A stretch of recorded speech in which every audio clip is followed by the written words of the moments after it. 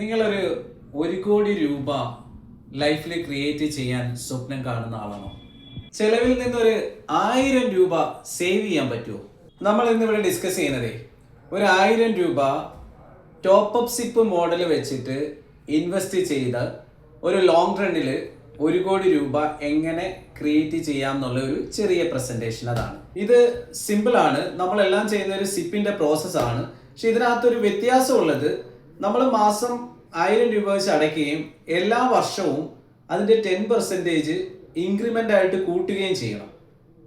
അത് ഡീറ്റെയിൽ ആയിട്ട് പറഞ്ഞാൽ, ഞാനൊരു 30 വർഷത്തേക്കുള്ള 1000 രൂപയുടെ സിപ്പിൽ ജോയിൻ ചെയ്യണം. അതിൻ്റെ കൂടെ എല്ലാ വർഷവും എൻ്റെ 1000 രൂപയുടെ ഇൻസ്റ്റാൾമെൻറ്റ് 10% വെച്ചിട്ട് ഈ 30 വർഷവും ഇൻക്രിമെൻ്റ് ചെയ്ത് കൊടുക്കണം.